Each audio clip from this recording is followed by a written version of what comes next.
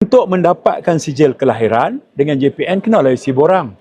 Mudah aja isi borang. Berapa ramai rakyat Malaysia yang dapat sijil lahir. Tak ada komplain apa pun.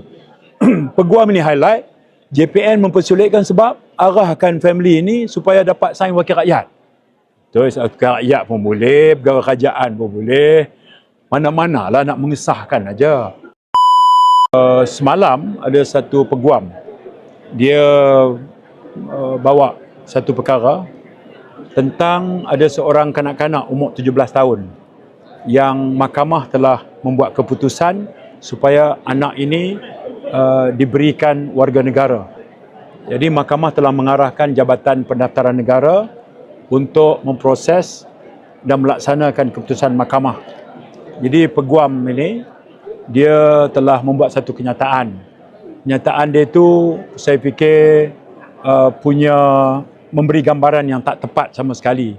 Diberi gambaran bahawa JPN sengaja melengahkan. JPN ini mempersulitkan. JPN sepatutnya dengan mudah boleh melaksanakan keputusan mahkamah tentang warga negara. Yang tak disebut oleh peguam ini adalah yang pertama, kes ini memang dalam makluman Jabatan Pendaftaran Negara. Dia semuanya bermula apabila parent kepada anak ini datang ke Jabatan Pendaftaran Negara untuk buat MyKad. Dan melalui penampilan fizikal, kita dapati bahawa anak ini dan parentnya langsung tak seiras lah. Ya. Jadi bila kita siasat, parent mengakui bahawa anak ini maklumat kelahirannya diberikan oleh sebuah hospital swasta.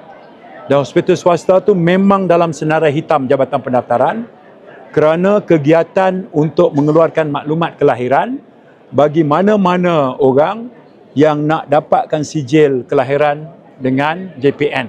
Mana sindiket penipuan. Ketika umur dia 12 tahun, masa baby tak apalah, merah lagi. Tapi masa umur 12 tahun, terserlah lah. Jadi parent dia setelah disiasat mengaku. Itu cerita sebenar. Itu peguam tak sebut. Cuma bila keputusan mahkamah itu dibuat 8 Disember tahun lepas, JPN diberi masa sebulan untuk facilitate. Jadi dia mesti bermula dengan step yang pertama. Apa dia? Sijil lahir yang sah mestilah kita keluarkan semula. Jadi saya nak tegaskan yang pertama, JPN akan tetap melaksanakan perintah mahkamah untuk memastikan anak ini mendapat warga negara. Noktah. Itu tak ada isu apa. Yang kedua, JPN akan mulakan dengan mengeluarkan sijil lahir secara pendaftaran.